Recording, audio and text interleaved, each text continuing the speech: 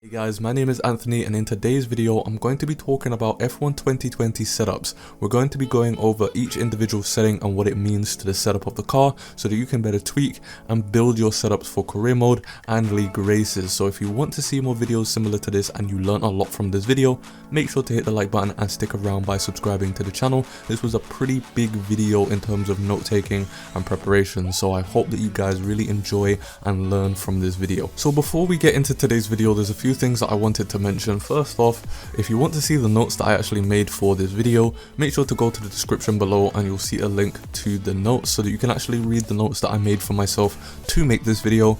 And in addition to that, there's going to be some timestamps along the player so that you can go to each individual part of the video. So if you want to check out just aerodynamics, you can go there. If you want to check out tire pressures, you can go there. Or if you want to check out suspensions, for example, you can go there. So the first thing that we're going to be talking about in today's video is the aerodynamics. So when it comes to the aerodynamics, the further left you adjust the aero, the less downforce you'll have on the car. This means that in high speed corners, the car won't be as planted to the floor and it won't turn in as quickly into those corners.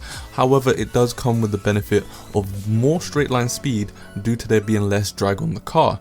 However, the complete opposite to that, the further right you adjust aero, the more downforce you'll have on the car, meaning that in high speed corners the car will be a lot more planted to the floor and it will be a lot more responsive in those type of corners, but at the cost of straight line speed due to the more drag on the car. So in real world use, when it comes to your actual setups in the game, that means that the less front end aero that you have on the car, the more understeer you'll have going into high speed corners. But again, this comes at the benefit of straight line speed, and this is actually where most of your straight line speed will come from your front aerodynamics. However, the less back end aero that you have on the car, the more oversteer you'll experience with the car, and this is a pain when trying to get traction coming out of low speed corners. And even in high speed corners, the car is going to feel very unstable through there. So for tracks with more high speed corners and not that many straights, for example Hungary, or for tight street circuits like Monaco, you're going to want to go with a higher aero setup. So for example, around Monaco, I tend to use either 10-11 or even 11-11. I think some people have used 8-11 for example as well. However, for tracks like Hungary, I tend to use 7-11 for that maximum amount of aero at the back of the car to really keep the back of the car stable whilst trying to get as much straight line speed as we can for those few straights that are on the track, like for example the start finish line straight. So for tracks that are on the other side of the spectrum, like Monza for example, where there's barely any corners and mostly straights, you're going to want to go with a low aerodynamic setup. So around Monza I tend to use 1-3. Again, you're going to want to have more aerodynamics in the rear of the car just to keep the car stable through those corners. And then you've got tracks that are sort of in the middle that have maybe some high speed corners, some low speed corners, but they've also got quite a few straights as well,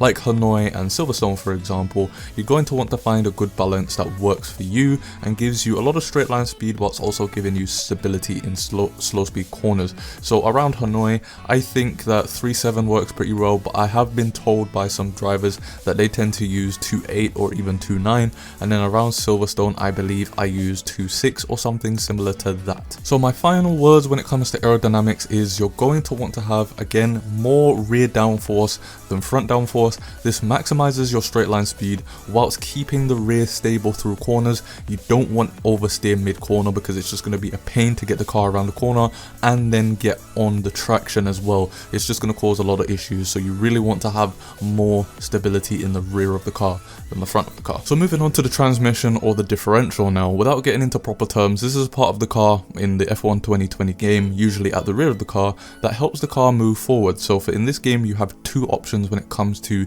the differential setting, and that's your on and off throttle. For the off throttle, that's the more important one. However, you can only really change the on throttle during the race in your MFD. So when it comes to your on throttle setting, the more right that you have it, so the more locked that you have your on throttle, the better traction potential you'll get, but at the cost of tire wear and a huge risk of power oversteer, which is when you get that snap oversteer when you're trying to apply pressure to the throttle. However, for a unlocked on throttle, so the more left you have your on throttle, this will give you less traction traction potential, but it will make it easier to catch the car if it oversteers on exit, and it will also give you less tire wear overall. So as the name implies, on throttle works when you're applying pressure to your throttle when you're getting that traction coming out of corners, and off throttle works mid corner whilst you're not on the throttle at all. So the more right you have your off throttle, so the more locked you have it, this will stabilize the car and make it more difficult to lose the car mid corner, but this comes at a cost of understeer. Whereas an unlocked off throttle, so the more left you have your off throttle,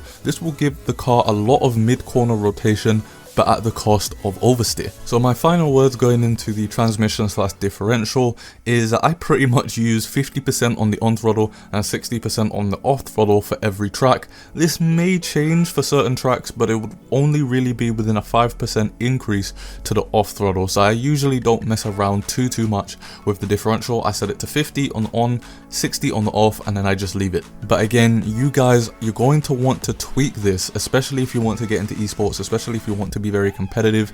These are things that you're going to have to dial in for your own driving style and for your own personal preferences. And now we move on to suspension geometry. This one is a pretty difficult one for most people. It's definitely one of the ones that really catches you out when you're first learning about setups. So the camber of the car, this is the angle of the tires if you were to stand directly in front of the car. And then the toe is the angle of the tires if you were to be directly above the car. So when it comes to the camber of the car, the minimum camber, so the more left you have your camber, the more strain you'll be putting on your tires in the corners, because it can't handle the downforce, the high amount of downforce that these F1 2020 cars bring to the table. And then your max camber, so the more right you have your camber, this will give less strain on the tires in the corners, which will also allow the car to be more responsive whilst being stable as well. And then moving on to the toe, the minimum toe, so the more lefts you have your toe, the less aggressive the car will respond on entry, but it will help rotate the car mid-corner. Whereas the max toe, so the more right you have your toe, this will make the car feel better on entry, but it will become a lot more unstable mid-corner and go from being very responsive to barely responsive at all. So when you're going into the corner, you might even have a little bit of oversteer, but then mid-corner, that oversteer will change to understeer. And in addition to that, more toe will also increase the tire wear. So when it comes to the camber and the toe of the car, these are settings that are going to be different for each and every track, and it's something that you're really going to want to dial in for yourself and have it be unique to your driving style. However, if you want to use a baseline for each track, just to give yourself a little baseline that you can use and tweak as time goes on, I'd advise using maximum camber and minimum toe. So another option that really confuses people when it comes to your setup stuff is the suspension stuff. So what does it mean and how can you actually apply it to your setup to really build that balanced setup that you're looking for? So the suspension is how the car feels over bumps and curbs, the anti-roll bar is how much of the car rolls into a corner when you're going into it, and the ride height is obviously the height of the car. So when it comes to the front suspension of the car, the more left that you have it, so the softer you have your front suspension, the more responsive the car will feel going into corners. This is great for mid to high speed corners because the downforce of the car from the aerodynamics can make up for the stability, but it's not going to be that good for low speed corners. And the more right that you have your front suspension, so the firmer that you have it, the less responsive the car will feel. So this is not going to be as good for mid to high speed corners, but it should give you a little bit more stability through the low speed corners and getting traction from those corners as well. However, when it comes to the rear suspension, it works in the complete opposite way that the front suspension does. So the more left that you have your rear suspension, so the softer you have your rear suspension, the less responsive the back end of the car will be going into the corners.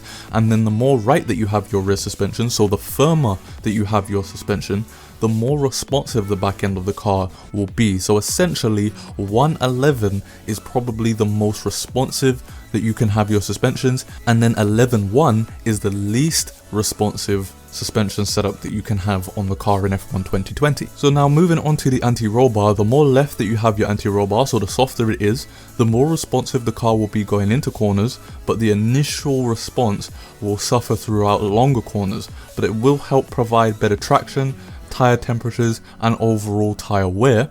Whereas the more right that you have the anti-roll bar, so the firmer it is, the less responsive the car will be going into the corners. This reduces the amount of roll the body of the car has going into corners, and it's at a cost of extra load on your tires, so this will increase the tire temperatures and the overall tire wear of the tires. And then when it comes to the rear anti-roll bar, the more left that you have it, so the softer you have it, the less responsive the back end will be going into corners, and then the more right that you have the anti-roll bar, so the firmer that you have it, the more responsive the back end will be going into the corners. So moving on to ride height, so the more left that you have the ride height, so the closer to the ground you have the car, the faster you'll be in a straight line and the more response you'll have, but that comes at the cost of stability throughout corners and curbs. However, the more right that you have your ride height, so the higher off the ground that you have your ride height, the slower you will be in a straight line, but you'll have more stability going over corners and curbs. So when it comes to my recommendations, when it comes to tweaking and building setups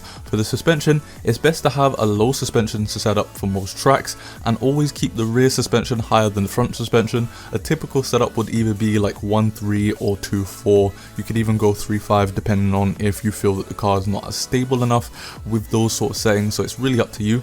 And then for the anti-roll bar, having a balanced setup is crucial for having a good car going through corners. So a good baseline to have would be 4.8 for most tracks, and then when you're tweaking your anti-roll bar, because you'll probably need to tweak your anti-roll bar for most tracks, you'll want to move the front setting closer to 1 and the rear setting closer to 11. The max you can really go if you want that stabilized car is 310. And then lastly, for your ride height, it's similar to your suspension settings. You'll want to have the rear of the car higher than the front of the car to balance the car out through corners whilst having as much straight line speed as possible. So for tracks with less aggressive curbs, so for example Monza or Silverstone, you can use a 2.4 setup. This is pretty good.